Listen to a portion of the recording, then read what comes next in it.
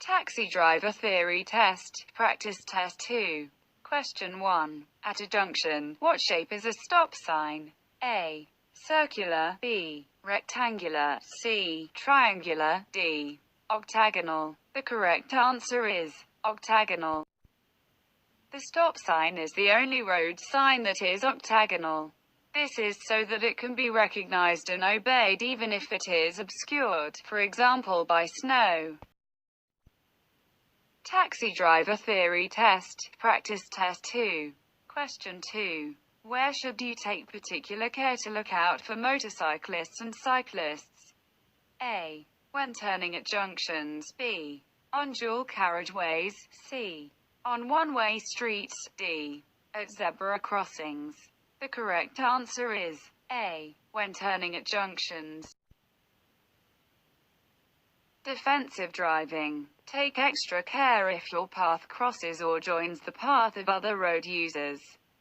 Check your mirrors, particularly for cyclists and motorcyclists, when turning at junctions.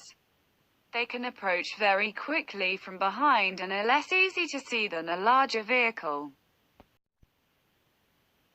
Taxi driver theory test, practice test 2. Question 3. You are approaching a red traffic light. The signal will change from red to A. Green and amber, then green, B. Amber, then green, C. Red and amber, then green, D. Green, then amber. The correct answer is C. Red and amber, then green. If you know which light is going to show next, you can plan your approach accordingly. This can help prevent excessive braking or hesitation at the junction. Taxi driver theory test, practice test 2. Question 4. You must obey signs giving orders. These signs are mostly in A. Green rectangles, B. Red circles, C. Red triangles, D. Blue rectangles. The correct answer is B. Red circles. Traffic signs can be divided into 3 classes: those giving orders, those warning, and those informing. Warning signs are usually triangular and direction signs are generally rectangular. One notable exception to this is the octagonal stop sign. Taxi driver theory test, practice test 2. Question 5. You are stopped at a pelican crossing and the amber light is flashing. What must you do? A. Always wait for the green light before moving off. B. Give way to any pedestrians on the crossing. C. Wait for the lights to change before proceeding. D. Give way to any pedestrians waiting to cross. The correct answer is B. Give way to any pedestrians on the crossing. Pelican crossings. These are light-controlled crossings where the pedestrian uses push-button controls to control the traffic. They have no red and amber phase before the green. Instead, they have a flashing amber light, which means you must give way to pedestrians on the crossing, but if it's clear you can go on.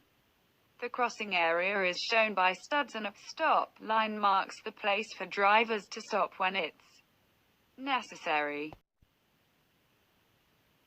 Taxi driver theory test, practice test 2. Question 6. You are turning left from a main road into a side road. Pedestrians are already crossing the road. What should you do? A. Signal to them to continue crossing. B. Continue, as it is your priority. C. Sound your horn to warn them. D. Wait and allow them to cross. The correct answer is D. Wait and allow them to cross. Pedestrians and cyclists. You should give way to pedestrians already crossing when you turn. They have priority. Keep a special lookout for cyclists coming up on your left. Take special care when crossing a cycle track, bus or cycle lane. Hold back and allow a cyclist to clear the junction before you turn. Don't overtake and then cut in on them. Taxi driver theory test, practice test 2. Question 7. You notice steam coming up from under the bonnet. What would not be the possible cause of this? A. Faulty radiator fan. B. Low brake fluid. C. Leaking coolant pipe. D. Snapped fan belt. The correct answer is B. Low brake fluid. Low brake fluid. Overheating. The probable causes of overheating could be any of the following: fan belt snapped, hose leaking, fuse blown on electric, cooling fan. Taxi driver theory test, practice test 2. Question 8. What does this sign mean? A. No overtaking. B. Queues likely. C. Parking ahead. D. Single file only. The correct answer is B. Queues likely. Keep a safe distance. There could be queues in front. Taxi driver theory test, practice test 2. Question 9. The dash warning light for the particulate filter comes on. What action can you take that may turn off the warning light? A. Drive on higher speed roads to burn off the soot. B. Maintain a steady low speed until it goes out. C. Stop and let the engine cool down for 20 minutes. D. Stop. Go to the rear and gently shake the exhaust. The correct answer is A. Drive on higher speed roads to burn off the soot.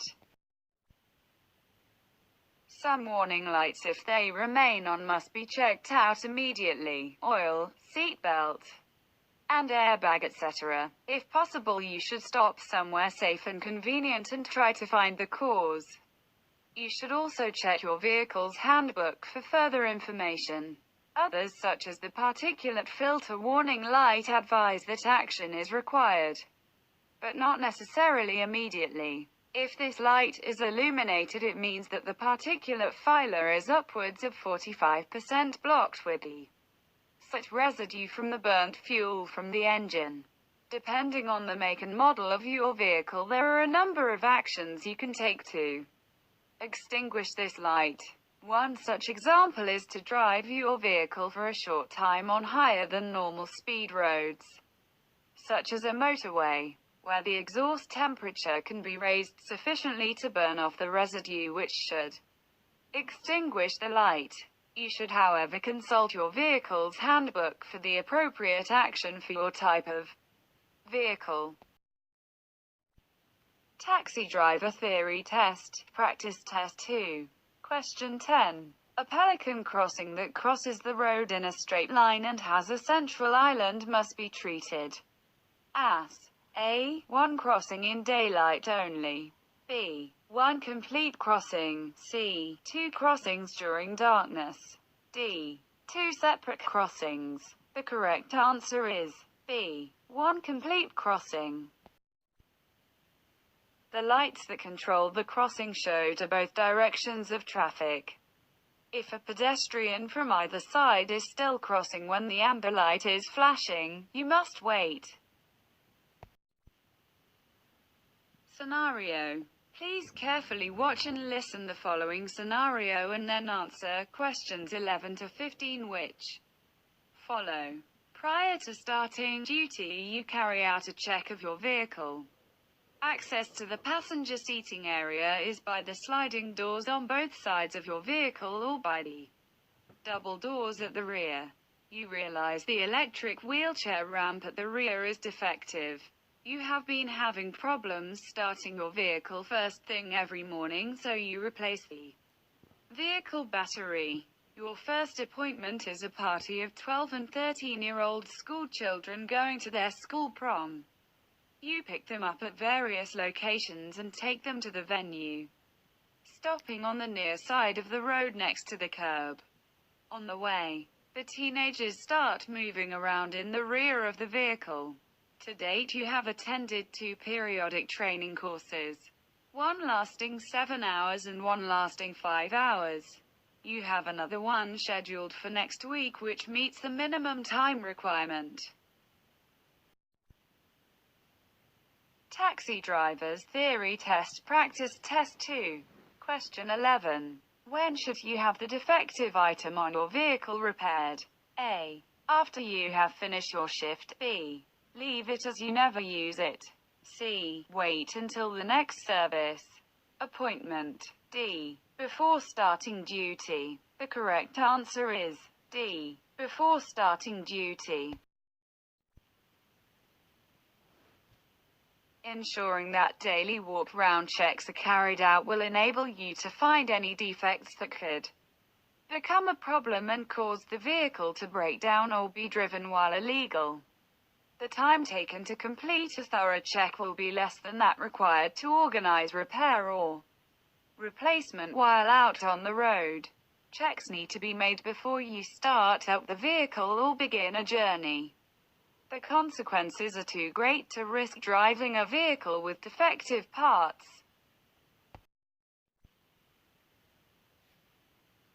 Taxi drivers theory test practice test 2. Question 12. How should you deal with the teenagers on the way to the venue? A. Stop at a convenient place and ask them to get out. B. Tell them to sit down or you will report them to the school principal. C. Insist that they stay seated with their seat belts on. D. Take them to the nearest police station and report the incident. The correct answer is C. Insist that they stay seated with their seat belts on.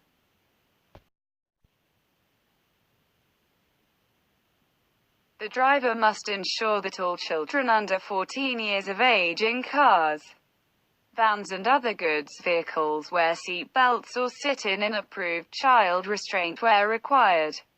See table below. If a child is under 1.35 meters, approximately 4 feet 5 inches tall, a baby seat, child seat, booster seat or booster cushion suitable for the child's weight and fitted to the manufacturer's instructions must be used. Taxi driver theory test. Practice test 2. Question 13. How should you dispose of the defective part that was replaced on your vehicle? A. Take it to the local recycling depot. B. Place it in the bottom of your general waste bin. C. Drop it off at the nearest landfill site. D. Once drained it can be smashed and lead recycled. The correct answer is A. Take it to the local recycling depot. Recycling. If you do your own maintenance, make sure that you send oil, old batteries and used tires to a garage or local authority site for recycling or safe disposal. Don't pour oil down the drain.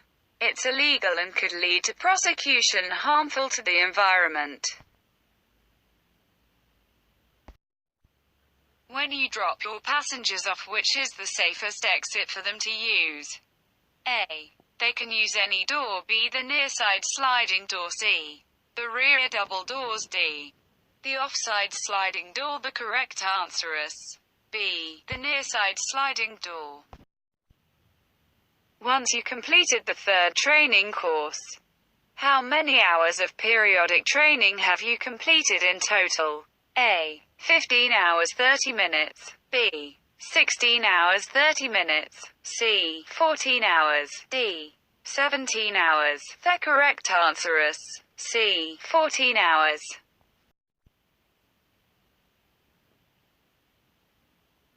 The training must be delivered by an approved training provider and the course must have been approved by DVA before it can be uploaded against each taxi driver's record.